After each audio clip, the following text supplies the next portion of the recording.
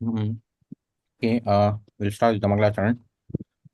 Om Ajnanatimirandasya Jnananjanashalakaya Chakshurunmilitam Yena Tasmai Shri Gurave Namah Shri Chaitanya Manobhishtam Sthapitam Yena Bhutale Swayam Rupagadamayam Dadati Swapadantikam Vandeham Shri Guru Shri Uttapadakamalam Shri Vaishnavamscha Shri Rupam Sagarjadam Sagana Raghunathan Vitam Stamsa Jivam Sadvaitam Savdutam Paljana Saitam Krishna Chaitanya Devam Shri Radha Krishna Padan Sagana Lalita Shri Vishakan Vitamscha हे कृष्णा करुणा सिंधु दीनबंधु जगतपति गोपेशा गोपिका कांता राधा कांता नमस्ते तप्त कांचन गौरांगी राधे वृंदावनेश्वरी वृषभानुसुते देवी प्रणमामि हरिप्रिये पंचकल्पतरुभ्यश्च कृपा सिंधुभ्यः च पतितानां पावनेभ्यो वैष्णवेभ्यो नमो नमः श्री कृष्ण चैतन्य प्रभु नित्यानंद श्री अद्वैत गदाधर श्रीवासादि गौर भक्तवृंदा हरे Krishna Krishna Krishna Hare Hare Hare Ram Ram Ram Hare Hare Hare Krishna Krishna Krishna Hare Hare Hare Ram Ram Hare Hare Hare Krishna Krishna Krishna Hare Hare Hare Ram Ram Hare Hare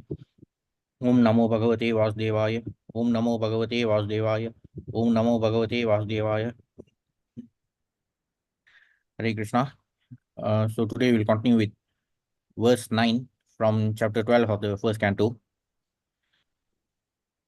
So last week we saw verses 7 and 8 about how Parikshit was attacked by the Brahmastra released by Ashwatthama, and he was able to see the form of the Supreme Lord, who was only uh, the size of a thumb, but with all his complete paraphernalia in his 400 form.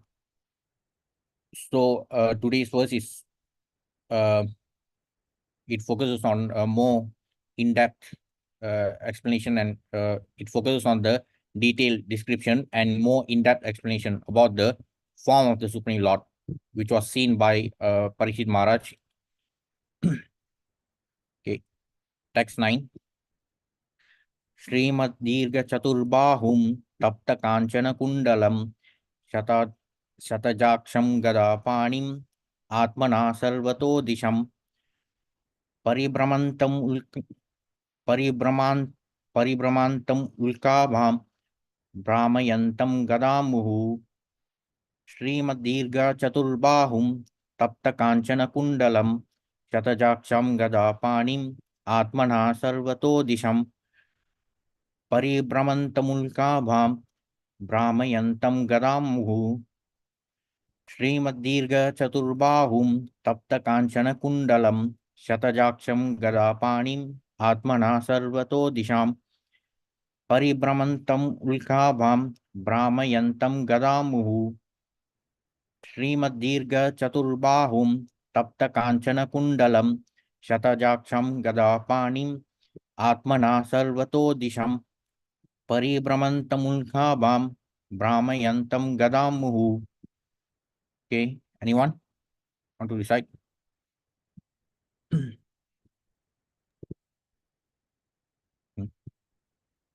Now I will try, Prabhu.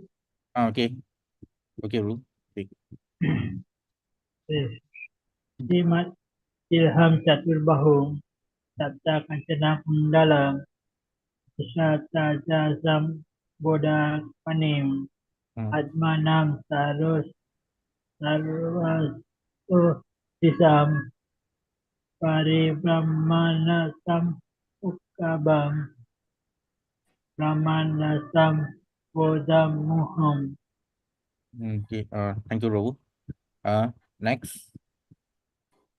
The verse is not on the screen now. Yeah, text 9. It is not on the screen, Babu.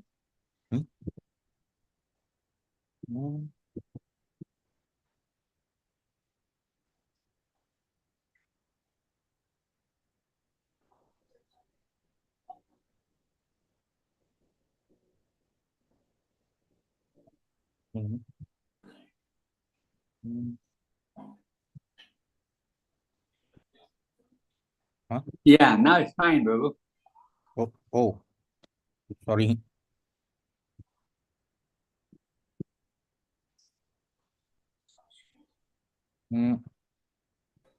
Okay, shall I repeat the verse? Nice would be nice, Prabhu. Okay. श्रीमद्दीर्घ चतुर्बाहुं तप्त कांचन कुंडलम शतजाक्षं गदापाणिम् आत्मना सर्वतो दिशं परिभ्रमन्तमुल्काभां भ्रामयन्तं गदामुहुः श्रीमद्दीर्घ चतुर्बाहुं तप्त कांचन कुंडलम शतजाक्षं गदापाणिम् आत्मना सर्वतो दिशं परिभ्रमन्तमुल्काभां भ्रामयन्तं गदामुहुः श्रीमद्दीर्घ चतुर्बाहुं तप्त कांचन कुंडलम शताजाक्षं गदापाणिम् आत्मना सर्वतो दिशं परिभ्रमन्तमुल्काभां भ्रामयन्तं गदामुहुः. Okay. Mm, Prabhu want to recite? Yeah, Prabhu. Can I Uh, try? yeah. Okay. Srimad Dirga Chaturbahum Tapta Ganjana Kundalam Shata Jaksam Kadapanim Atmana Sarvadodisam Pari Brahmavantam Ulkabam Brahma Mayantam Gadam Muho. Hare Krishna. Hare Krishna. Thank you, Prabhu. Next.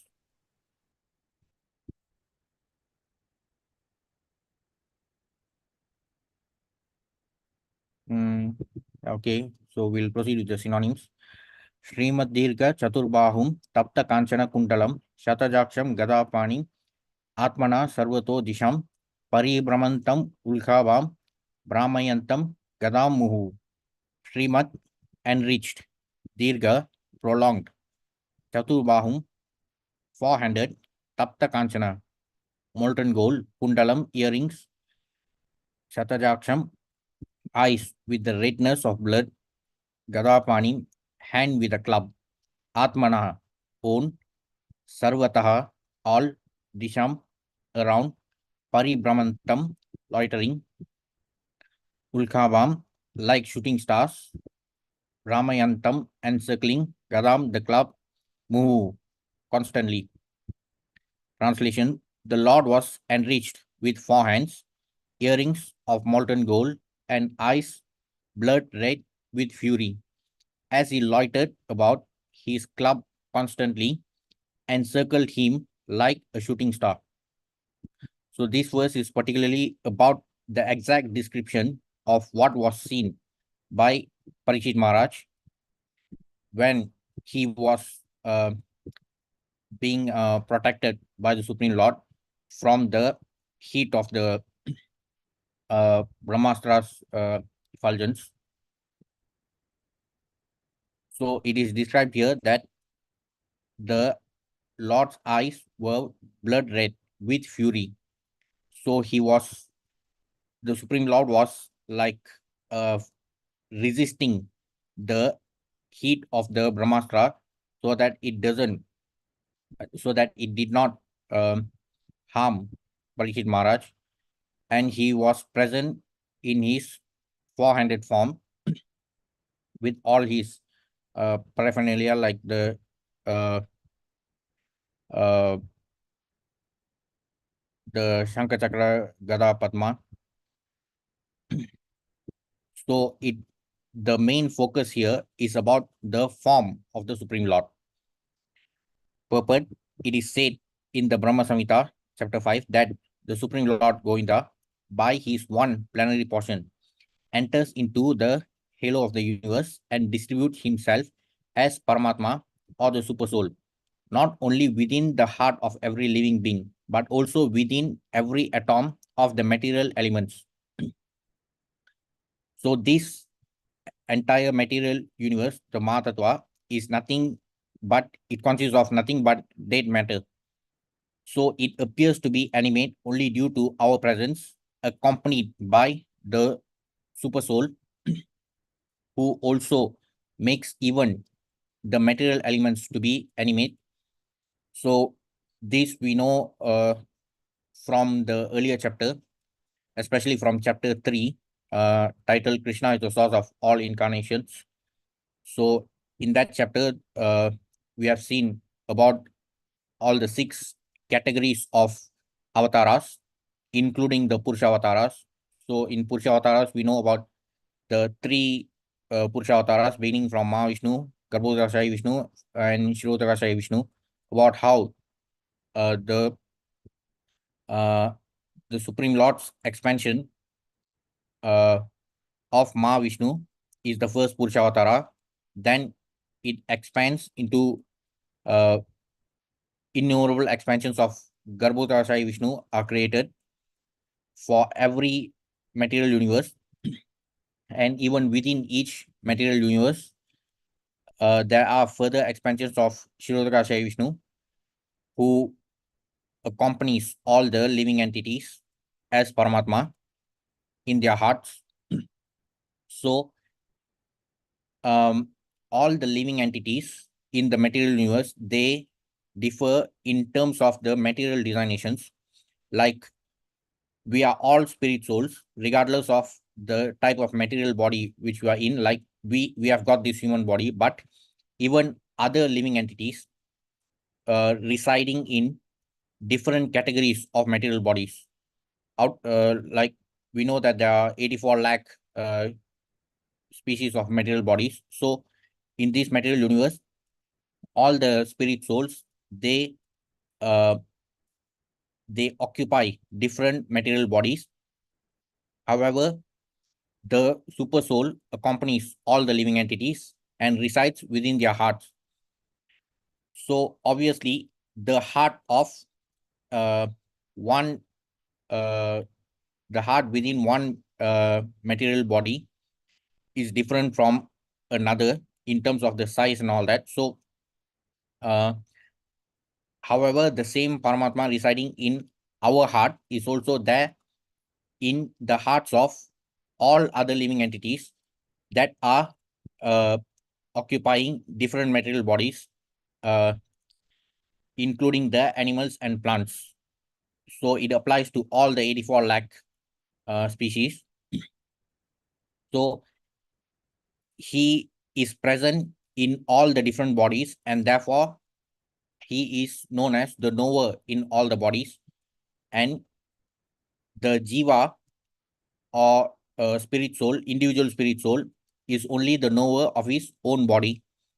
But the Paramatma knows about not only about what happens in our body or our field, he also knows about all other bodies within this uh, within this material universe. But we know that within the Mahatattva, there's not just one material universe, there are innumerable material universes.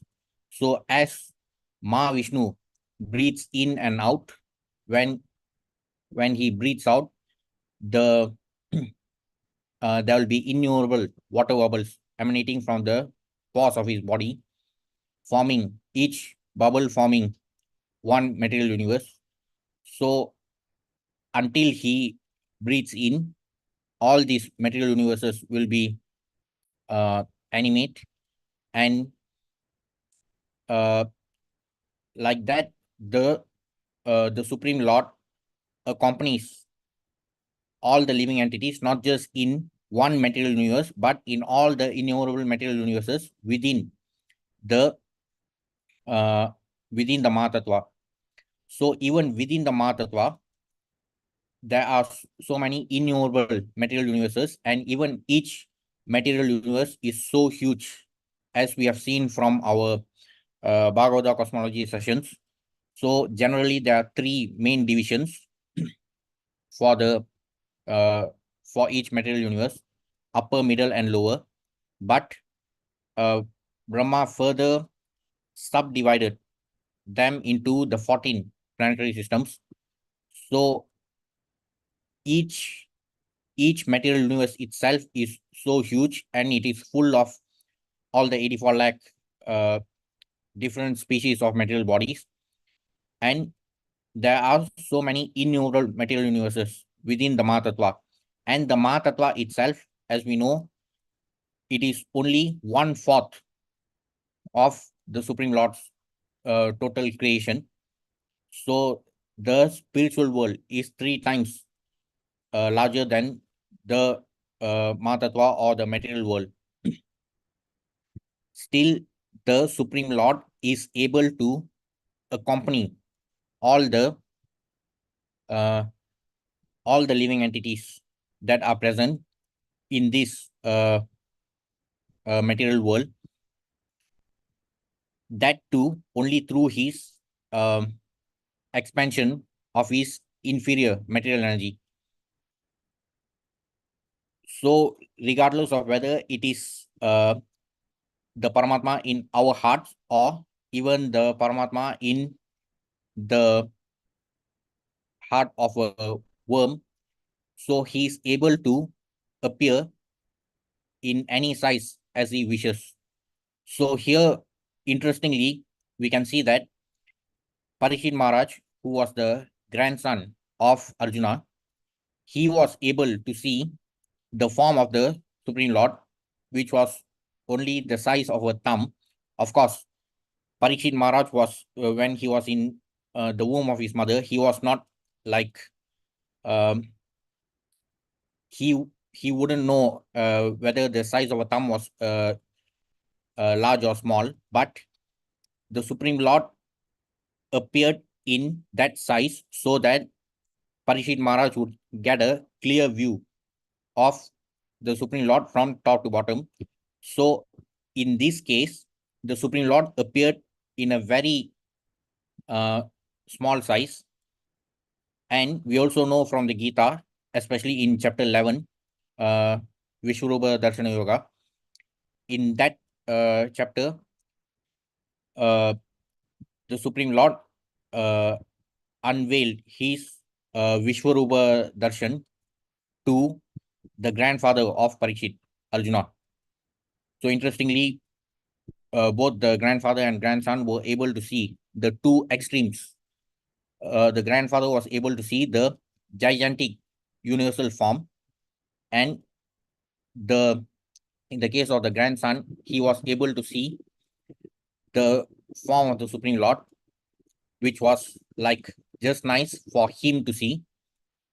But based on the descriptions that we find from here, he appeared uh, his appearance was just the size of a thumb. So it is not that the Supreme Lord has a form, but he he can even expand or shrink the size of his form as he wishes.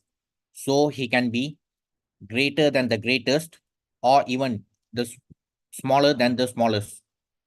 So even if we look at the uh, even if you look at the number line, so 0 is at the middle. So the positive integers will be on the right, towards the right, and the negative integers are towards the left. So as we keep moving towards the right, all the positive integers keep increasing towards infinity or positive infinity. But there's also this infinity value, which is the smaller extreme, or it is known as infinitesimal. So the Supreme Lord is able to take up any form as he wishes. So these are the key differences between the super soul and the individual soul. So even these basic things, they clearly differentiate us from the Supreme Lord. So there's absolutely no basis for saying that all are same, all are God.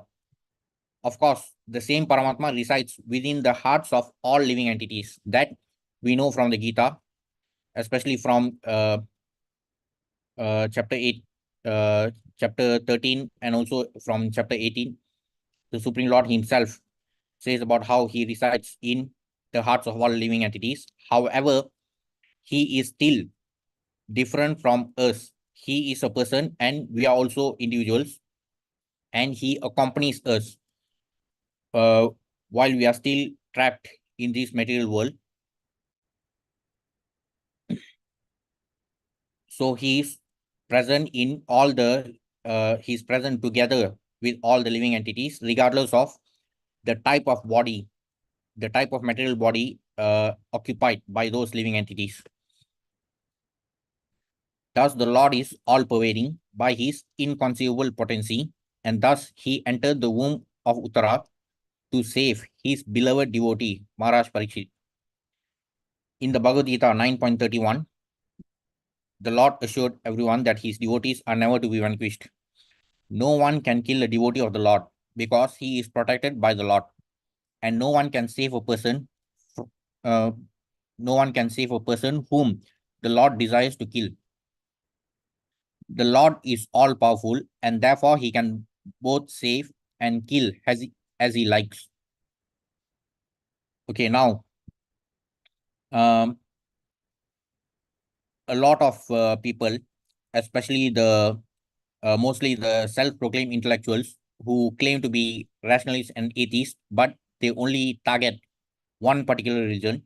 So these people, they might even mockingly comment regarding this, regarding the life of Maharaj Parikshit. Like, okay, if the Supreme Lord Krishna was able to save Maharaj Parikshit when he was still in his mother's womb, then why did he not save Maharaj Parikshit from the curse, from being attacked by Takshak? So would anyone like to answer?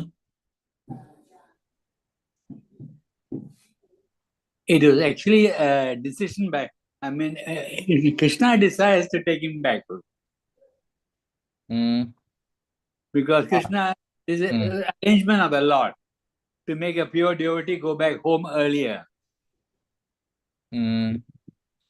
yeah, but then why did he want to save Parikshit in the beginning? Because he's Arjuna's grandson, Babu. Yeah. And then save the dynasty also. After Yudhishthira, there's nobody to sit on the throne now, Babu. And yeah, we wait for your answer, Babu. So, is it because that Arjuna's offspring, I mean, no one, so he saved Parikshit. No one, I mean, his parambara don't have anyone, so he saved Maharaja Parikshit. And he took him because of Kali Yugam going to start. Am I It wrong? is a desire of Uttara, it is a prayer, Babu. Yeah. More specifically, the reason is simply because we know that all the sons of Draupadi and also the son of Subhadra. So the entire generation after the Pandavas, they were all killed in the war. So like Ashwatthama, he killed all the sons of Draupadi, and Abhimanyu was killed in the war itself. So there was no the next generation after the Pandavas. There was no next offspring. So only Parikshit was left to continue the lineage. So that was the specific reason why the Supreme Lord saved him in the beginning. But of course, ultimately, we know that no one is exempt from the laws of material nature. We are all subject to Janma Mrityu Jara Vyadhi,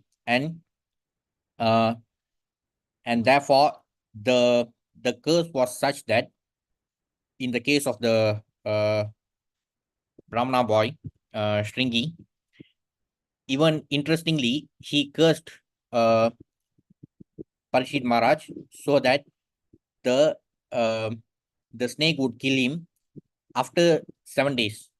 So why didn't he curse so that it happened immediately? So even when we observe all this, everything involves the supreme will. Nothing happens without the influence of the Supreme Lord. All the arrangements are done by the Supreme Lord. So specifically even when we look at the curse of Shringi, he cursed that Maharaj Parikshit will be bitten by the snake after 7 days. So he had 7 days to be completely absorbed in the thoughts of um, the Supreme Lord by hearing Bhagavatam. And of course, just like in the case of his grandfather, since Arjuna was put into that situation of bewilderment before the war, so due to that, even from the many commentaries of Gita, we know that Arjuna himself was a very exalted devotee, and it's not that he was an ignorant person. Still, he was put into bewilderment by the Supreme Lord himself so that he could start the discourse of the Gita and impart the teachings to him. So, because of that, we are able to relish the nectar of Gita. Similarly, even in the case of Maharaj Parikshit, the arrangement was such that um, in his case, in the beginning, there was no one to continue the dynasty. So after the Pandavas, there was no next generation after the Pandavas. Only Parikshit was the heir apparent. So after Maharaj Parikshit, of course, he had his own offsprings who could continue. So everything that happens ultimately involves the supreme will of the Supreme Lord. So um, the the specific reason why he was saved by the Supreme Lord in the beginning was mainly to continue uh, as the ruler of Hastinapura. And of course, he himself, belonging to such a glorious dynasty, he proved to be a worthy offspring because he made the empire even more glorious than Yudhishthira. So, in the case of Maharaj Parikshit, when towards the end of his life, even when he was, even before knowing about the curse of the Brahmana boy, he himself was very upset about his behavior for being so impatient, and he he was also feeling very guilty that he disrespected uh, the Brahmana boy's father. If I'm not mistaken, the name is Shamika Rishi. So even Parikshit Maharaj did not want the curse to be reversed, but the arrangement was such that, interestingly, we can see that if we are angry with someone, we would want the person to die at once, immediately. But interestingly, here in the case of Shringi, the Brahmana boy, he cursed Maharaj Parikshit in such a way that he had 7 days to hear the Bhagavatam. Of course, he did not curse Maharaj Parikshit in such a way, but his curse enabled, it provided the opportunity for Maharaj Parikshit to hear the Bhagavatam, and because of that, we are also able to relish the Bhagavatam now. So everything happens due to the arrangement of the Supreme Lord, because he being present as Paramatma in all our hearts, so he is always able to work out all the different permutations and combinations, and all the different arrangements ultimately happen according to his own will. So no one can kill a devotee of the Lord because he is protected by the Lord. So this we can see from the beginning of Maharaj Parikshit's life, and no one can save a person whom the Lord desires to kill. Of course, in the case of Maharaj Parikshit, it was not like the Lord desired to kill him, but it was just the Supreme Lord's way of reclaiming his beloved devotees to the transcendental abode.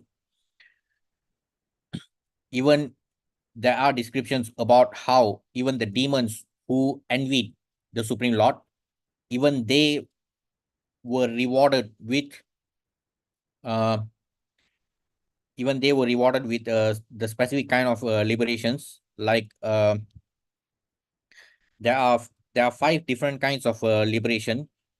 So even in the case of the demons who are always in envy of the Supreme Lord, so just because they were experiencing anger and envy against the Supreme Lord uh, constantly, even their anger and envy was undeviated. So even they were able to attain liberation. Of course, not the transcendental liberation. Still, they were able to. If I'm not mistaken, there are like 5 different types of liberation. So there is a particular type of liberation which they attain. So in the case of even for the enemies of the Lord, even they are rewarded due to their undeviated rasa of even anger and envy. So in the case of the beloved devotees, the death which happens is just um, the Supreme Lord's way of uh, inviting them back to the transcendental abode. The Lord is all powerful, and therefore he can both save and kill as he likes. He became visible to his devotee, Maharaj Parikshit, even in that awkward position in the womb of his mother, in a shape just suitable for his vision. So when the Supreme Lord appeared in that size, so it enabled Maharaj Parikshit to get a clear top to bottom view, because he himself was still within his mother's womb, and therefore the size in which the Supreme Lord appeared, it enabled Maharaj Parikshit to get a complete glance of the Supreme Lord. The Lord can become bigger than thousands of universes, just like in the Vishwarupa Darshana yoga part in chapter 11 of the Gita. So we have seen many descriptions about how Arjuna was able to view the universal form of the Supreme Lord. And in many verses from chapter 11, there are descriptions about how the view was so effulgent, and even to be able to perceive that view, Arjuna was given the Divya Chakshu, or the transcendental eyes, to view that universal form. So the Lord can become bigger than thousands of universes and can become smaller than an atom at the same time. So as mentioned earlier, in the case of Arjuna, the Supreme Lord unveiled the universal form, which is greater than the greatest. And in the case of the grandson, Parikshit, he became smaller than the smallest. Merciful as he is, he becomes just suitable to the vision of the limited living being. He is unlimited. He is not limited by any measurement of our calculation. He can become bigger than what we can think of, and he can become smaller than what we can conceive. So we can clearly see the superiority of the Supreme Lord. We are only parts and parcels of the Supreme Lord, though we are eternal fragmental parts of the Supreme Lord. Still, we only have qualitative similarity with the Supreme Lord. So it simply does not make sense to say that all the spirit souls are equivalent to the Supreme Lord. Though we are part and parcel, still the difference remains, because even when we talk about the concept of Bhagavan, especially regarding the definition in terms of Bhagavan being the owner of the 6 opulences in abundance. So Bhagavan is the owner of the 6 opulences in abundance, but among the human beings or the spirit souls, we don't even have 1 or 2. Even those who have 2 or more opulences, even they have it in very limited quantity, in a very minute quantity compared to the abundant opulence of the Supreme Lord. So, despite having all the various opulences in abundance, the one particular type of opulence which we can never have is the opulence of renunciation. Because even when we have just 1 or 2 type of opulences like wealth or fame, so we can clearly see how the wealthy and famous people, how they behave. So we cannot expect the opulence of renunciation from such people. But Bhagavan, being the owner of all opulences, he is still able to renounce everything for the love of his devotees as Bhakta Vatsala. So that's how that is also described in the purport of Gita in 18.78 in the last verse, about how the Supreme Lord, though he is full of all opulences, still he has that one rare quality, one rare opulence which we cannot even think of. That is the opulence of renunciation. So for the love of his devotees, he's always willing to renounce everything. So that's how he agreed to become the chariot driver of Arjuna. So it is completely ridiculous to say that the spirit souls are equal to the Supreme Lord. Though we are qualitatively similar to him, so the particular school of thought which propagates this idea of all the spirit souls being equal to the Supreme Lord, it simply does not make sense. And we can even see from how the Supreme Lord remains in his transcendental position even when he appears in the material world. So he remains uncontaminated, but we ourselves, we are here due to our material contamination. And since time immemorial, we due to all this accumulation of material contamination, we become more and more degraded. And despite getting the human form of life, despite getting the precious human form of life, we can see that there are many people who do not value this precious human form of life. They are despite getting this precious human form of life, they still choose to live the life of animals by only focusing on the business of eating, sleeping, mating, and defending. So the conditioned souls are so vulnerable. We as conditioned souls, we are so vulnerable. But the Supreme Lord, he is never contaminated, but he can clear all the contamination in our hearts. So that is his transcendental position.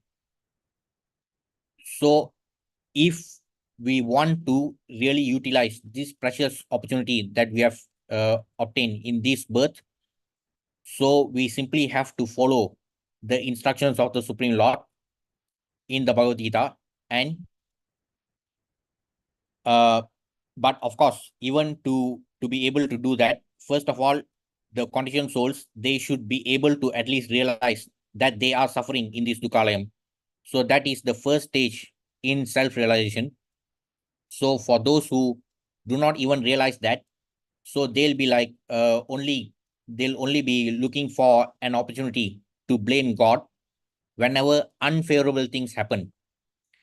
So any person who is self-realized, he'll be able to realize that, at least he'll be able to realize certain things, certain things that have been mentioned by Lord Krishna in the Gita, like this place is Dukkalayam, Ashashwatam, and also a person who is who really is in knowledge, he should be able to perceive the evil of Janma Mrityu Jara Vyadi. So even without this basic realization, no one will be able to realize that he is actually suffering. So for such people, they do not realize that they are suffering. They keep enjoying their material sense gratification. But occasionally, whenever something unfavorable happens, something unpleasant happens, only then they try to use God as a scapegoat. They'll start blaming God for the uh, unfavorable thing that has happened. But in this Dukkhalayam, it is also very foolish to even think that we can enjoy happiness. So this material world, since it is full of dualities, so we have to experience both, whether we like it or not. We only we keep yearning for only the positive things in life. But since this material world, since this Dukkhalayam is full of dualities, whether we like it or not, we have to experience both. So if we can at least realize that this suffering is not it is not worth to undergo this suffering repeatedly, and that too in different material bodies.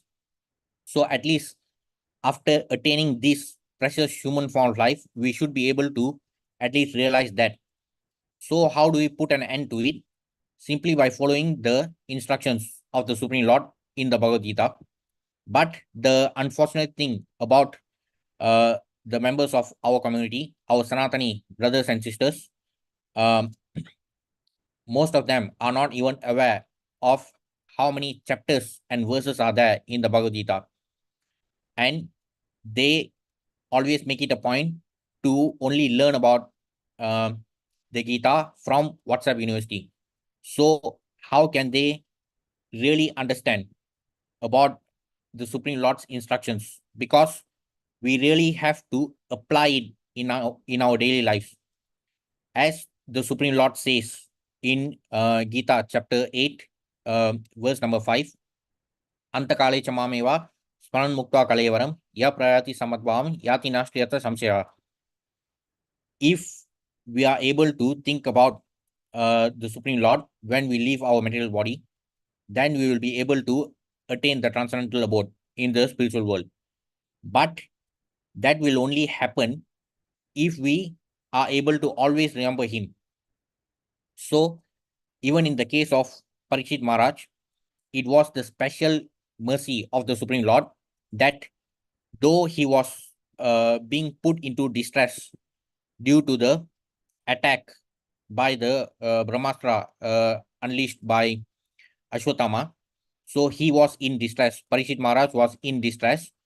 So he was in a very dangerous position, but still um, the silver lining here is that he got a glimpse of the Supreme Lord even when he was still in his mother's womb. And as we shall see later in this chapter, the meaning of the name Parikshit, it also means that he would often keep examining all those whom he would later meet in his life, to see whether this person was actually the one whom he saw when he was in his mother's womb. So so it was also a special mercy of the Supreme Lord.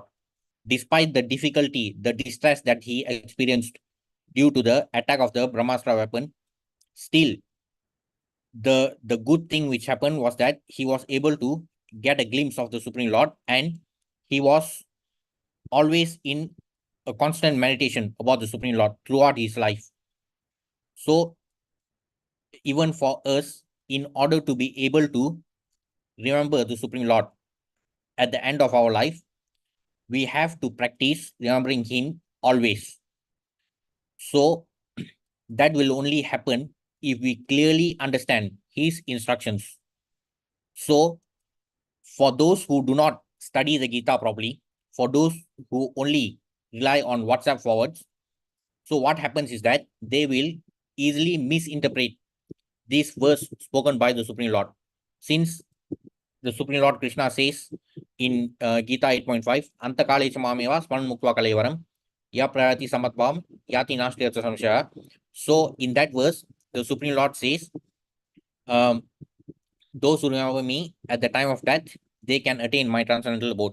So those who only rely on WhatsApp forwards, so they will misinterpret this verse, thinking that it's okay if I think about Krishna at the time of death.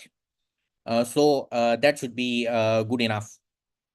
But in the very next verse, Lord Krishna says, Yam yam vapi sparan bhavan tyajatyanti kalavam tam tam evaiti kaunteya sada tat bhava bhavita. According to the thoughts that we have when we leave our body, so we attain our next body according to those thoughts. So what we end up thinking during the end of our life, it depends a lot on our present activities. So we really have no control over our death. We don't even know when it's going to happen, and we don't even know in what condition are we going to be. So even now, there are so many threats, like even before the pandemic, it was death has always been so uncertain.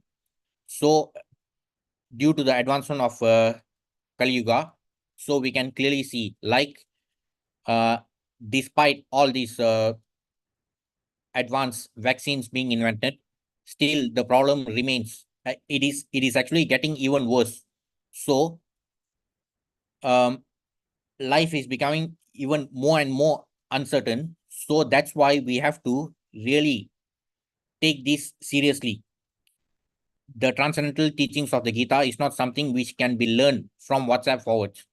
We are so insignificant that we need the mercy of our acharyas, and therefore we really have to focus on, we really have to study the purports of Srila Prabhupada to understand what the Supreme Lord is really expecting from us. If we follow the instructions properly, then we can really liberate ourselves from this material entanglement. Otherwise, for those who misinterpret the verses spoken by the Supreme Lord, they'll only end up creating more trouble for themselves, especially in the next birth. Because for those who disregard, for those who do not appreciate this precious opportunity, they may not get the same opportunity again.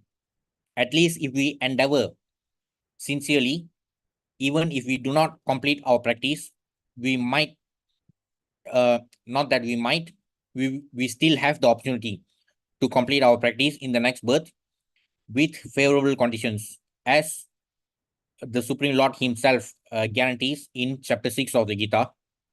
So it is important to clearly understand what he says. So that is only possible if we study the commentary of our acharyas. So that's why it is quite ridiculous to simply point out verse 8.5 and think that it's okay if I remember Krishna when I die, so I can attain the transcendental abode. So it is not like that. When we study verse 8.5, we have to study the entire sequence of verses.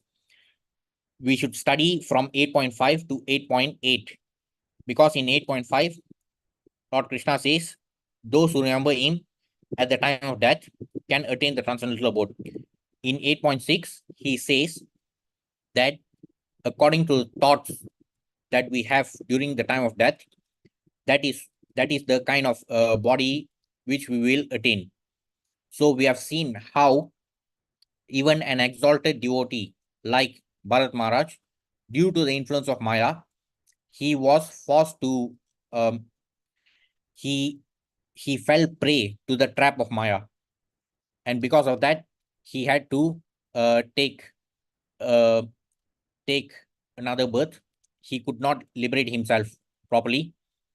So that happens even in the case of such exalted devotees.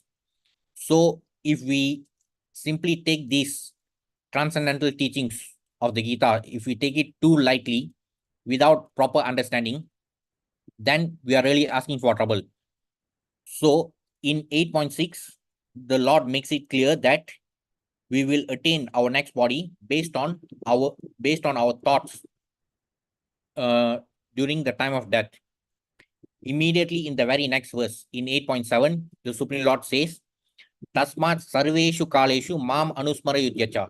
Mai arpita manobuddhir mame vaishashi asamshaya. Okay. So in relation to the previous two verses, the Supreme Lord further explains Tasmat sarveshu kaleshu. So this is a clarification which is given so that we do not misinterpret what was spoken in 8.5. So a lot of people tend to simply pick and choose. They simply pick verse 8.5. They think that, oh, okay, if I simply remember Krishna at the time of death, then I can attain the transcendental abode. So people are trying to be, they think they can be so certain about death, though it is becoming more and more uncertain as Kali Yuga advances. So that's why the Supreme Lord has given a proper clarification in 8.7 itself. Tasmat sarveshu kaleshu mam anusmare yudhyacha. We always have to engage in our material duties and also in our spiritual duties by remembering the Supreme Lord always. Though he says that those who remember him at the time of death can attain the spiritual world, still he specifically prescribes that we remember him always. So only with such undeviated practice, we will be able to remember him at the time of death. So for those who think that they can take the easy route or some shortcuts, so Lord Krishna also says that in chapter 10, that he is bigger than the biggest cheaters. So it is simply not possible to cheat him. So we have to be very sincere in our practice and follow exactly. Not just, we cannot simply pick and choose verse 8.5. We have to follow 8.5 to 8.8.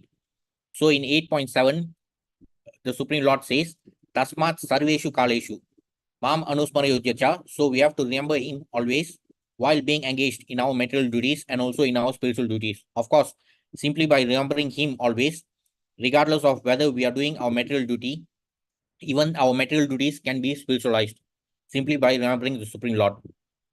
But the key word here is sarveshu kaleshu mam anusmara. So we have to remember him always so that we will be able to remember him at the time of death. So how can we attain that? How can we achieve that? In 8.8, the Supreme Lord says, Abhyasa yoga yuktena chetasa nanyagamina paramam purusham divyam yanti paltanu chintayan. Through abhyasa, as we are engaged in undeviated practice, so the practice will enable us to remember the Supreme Lord at the time of death. So that's why it is important to clearly understand these teachings with according to the commentary of our acharyas.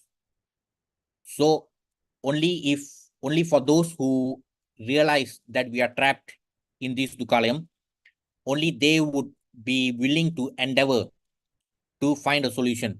Otherwise, they'll just be they'll always be busy scrolling their WhatsApp forwards, and then they'll see the random quotes about the Gita, though that so-called quote may not have anything to do with the original verses from the Gita.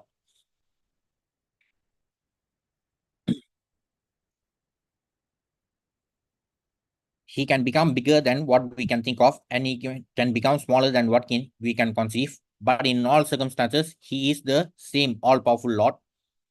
There is no difference between the thumb-like Vishnu in the womb of Uttara and the full-fledged Narayana in the Vaikuntha Dhama, the kingdom of Godhead. So this is related to the idea of plenary expansion. So beginning from the Swayam Rupa of Bhagavan Krishna in Goloka Dham, all the expansions, even within the Goloka region, there are innumerable expansions that are engaged in the eternal pastimes. Similarly, from the Goloka region, the first Adi Chaturviha expansion happens, creating the expansions in the Vaikuntha region, followed by the Dvitiya Chaturviha, which becomes the source for all the avatars in the material world. So compared to the expansions which happen in the spiritual world, they are known as expansions. In the material world, they are known as avatars because they are the expansions which descend to the material world.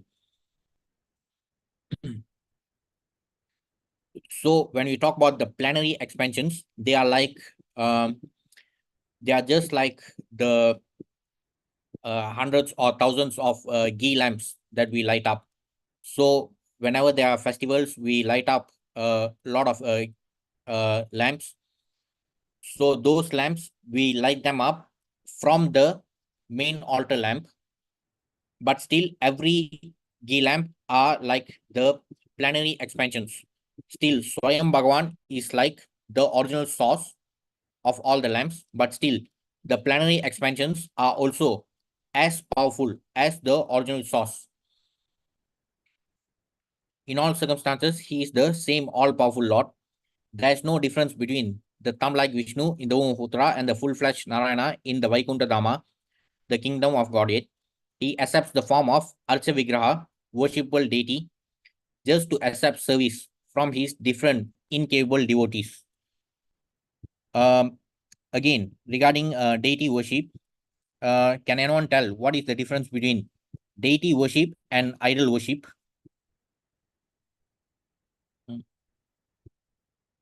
Anyone? Because even within our Sanatani community, there's a lot of misunderstanding, and therefore, when other people, they tend to mock our practice of deity worship, they often equate it to idol worship. However, the two things are not the same. So how is deity worship different from idol worship? Anyone?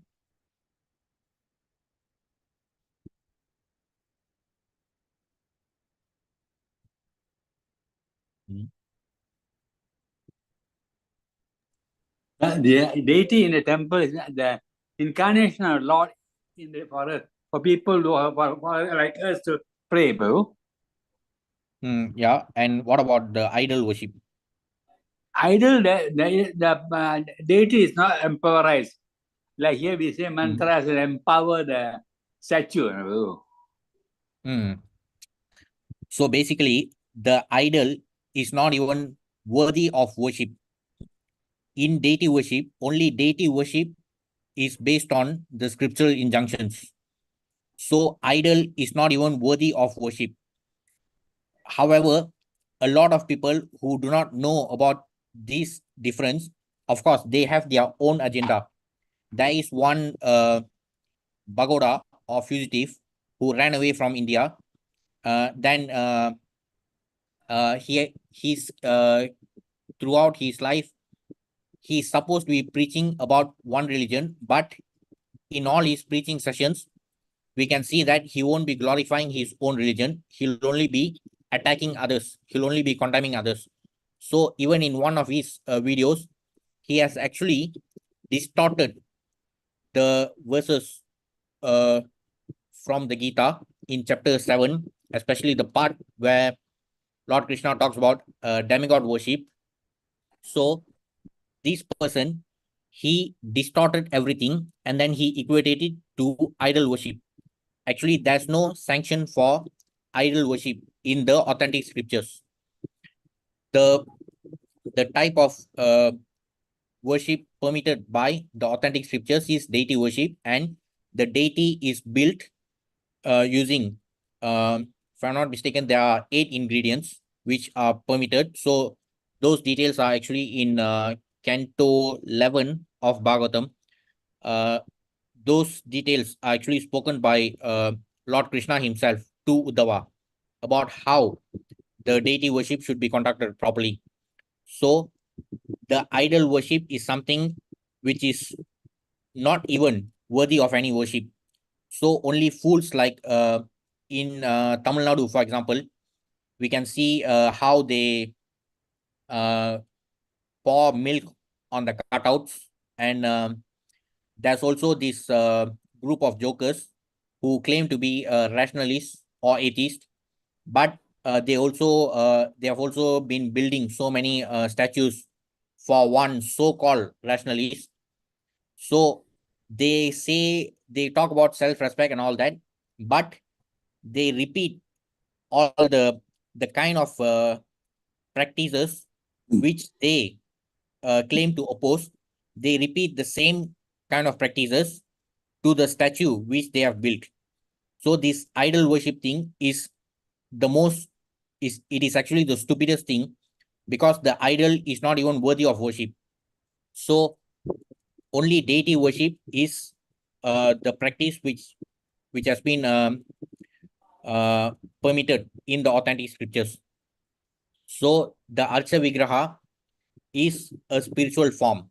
Though it is built using the material ingredients, still the Archa Vigraha is spiritual when it is done based on the proper procedures according to the authentic scriptures. So even unfortunately in our community also, a lot of people don't know these differences, because again it is related to the scriptures, especially in Bhagavatam Canto 11 chapter 27. There are a lot of detailed descriptions given by Lord Krishna himself to Uddhava. Apart from that, there are also important info from Nectar of Devotion about deity worship. So we also have to be very clear about these differences. So this so-called idol worship is something that is not even worthy of worship. What our authentic scriptures permit us is deity worship. He accepts the form of Archa Vigraha, worshipable deity, just to accept service from his different incapable devotees. By the mercy of Archa Vigraha, the form of the Lord in material elements, the devotees who are in the material world can easily approach the Lord, although he is not conceivable by the material senses. The Archa Vigraha is therefore an all spiritual form of the Lord to be perceived by the material devotees. Such an Archa Vigraha of the Lord is never to be considered material. Though we use material ingredients, still when it is done according to the proper procedure permitted by the authentic scriptures, the form of the Archa Vigraha becomes spiritualized. There is no difference between matter and spirit for the Lord, although there is a gulf of difference between the two in the case of the conditioned living being. For the Lord, there is nothing but spiritual existence. So this, as we have seen, even in chapter 11, about the descriptions of how the Lord was received by the residents of Dwarka. So the queens of Dwarka were very happy to see him, and they were exchanging glances. And there was also one verse where it was stated that Kamadev himself was frustrated because he could not uh, arouse the feelings of the Supreme Lord. So the Supreme Lord is transcendental, he himself being the source of the spiritual and material energy. So his energies cannot influence him. So for the Lord, there's nothing but spiritual existence.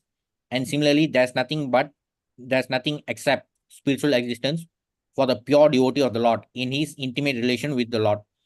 So deity worship is particularly meant for it is useful for the neophyte devotees and for largely for all the conditioned souls, the embodied ones.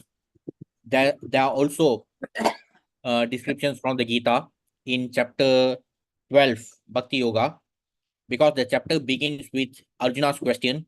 Arjuna asked, which type of worship is more beneficial? Is it worshipping your impersonal form or your personal form?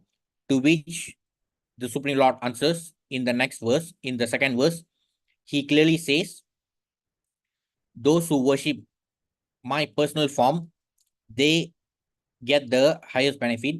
So the Supreme Lord himself says that it is beneficial to worship the personal form of the Lord.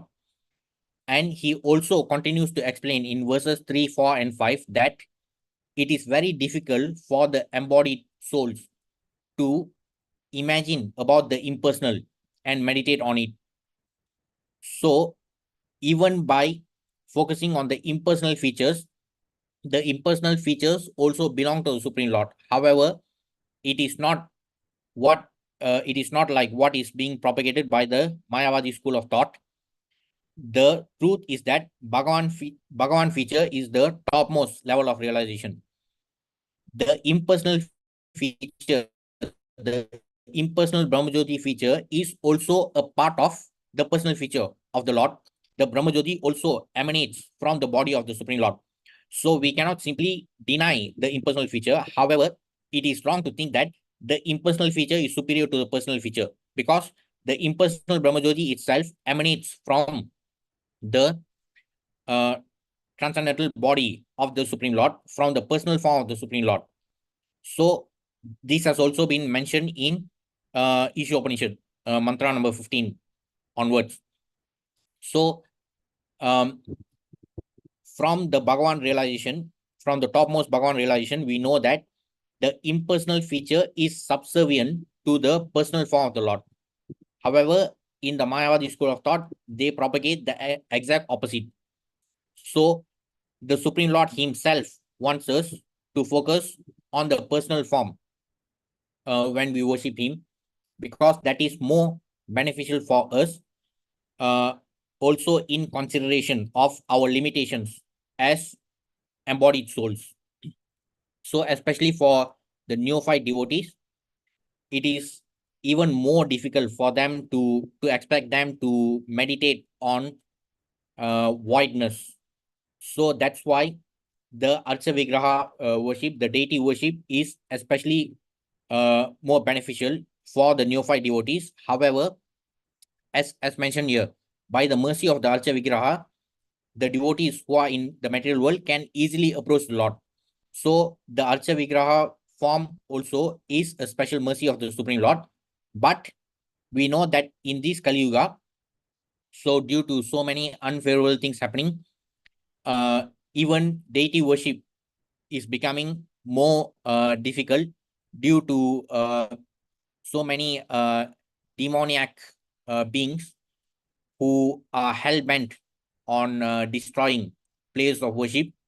So the Lord is even more merciful that he established the chanting of the holy name as the Yuga Dharma. So even when we are not able to be engaged in deity worship, we can simply chant the holy name. The name of the Supreme Lord is non-different from him. So even when we are not able to be engaged in Archa Vigraha service, of course, even the deity worship requires many paraphernalia, and there are more. It is a more elaborate process. So it is the special mercy of the Supreme Lord who established the chanting of the Hare Krishna Maha Mantra as the Yuga Dharma. So the Supreme Lord is so anxious to have us back in the transcendental abode, and therefore he has given us so many opportunities and also so many facilities through the transcendental teachings of the Gita, and also by establishing the chanting of the holy name as the Yuga Dharma. So it is entirely up to us whether we want to utilize all these facilities to the fullest, or whether we want to remain entangled in this Dukalayam. So the choice is ours. So even for those who are not able to engage in Archa Vigraha, they can simply chant the holy name of the Supreme Lord, because it is also, apart from the form of the Lord, the name of the Lord is also non-different from him. So apart from being present as Archa Vigraha, he is also present as the holy name, and we can always associate with him through the Navavida Bhakti. So even in the Navavida Bhakti, Archa Vigraha Seva, that is just one of the 9 types, but there are even more simpler ways like Shravanam Kirtanam. So even apart from deity worship, when we are engaged in japa, so we are associating with the name of the Lord. When we are engaged in hearing Krishna Katha or speaking Krishna Katha, we are engaged in his pastimes. So apart from worshipping the form of the Lord, we can also be engaged in worshipping his name and pastimes. So he has made the process so easy for us. So it is entirely up to us whether we want to appreciate his mercy or not. So just another one more verse, text 10. Ashtrateja swagadaya niharam iva gopati vidamantam sannikalshe paryasataka iti asau. The Lord was thus engaged in vanquishing the radiation of the Brahmastra, just as the sun evaporates a drop of dew. He was observed by the child who thought about who he was. So as mentioned earlier in the previous verse, the Lord was in complete fury while fighting to resist the Brahma Tejas, the effulgence of the Brahmastra, but still it was effortless for him, because the entire creation, whether it is the spiritual world or the material world, everything belongs to him. So he himself is the source of all the energy. So he resisted it effortlessly, and as he was doing that, he was being observed by the child Parikshit. So next week we'll continue with the text 11. That's all for today. Any questions or comments?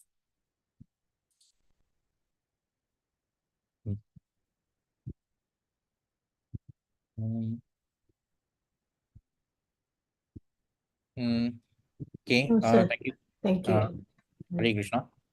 Hare Krishna.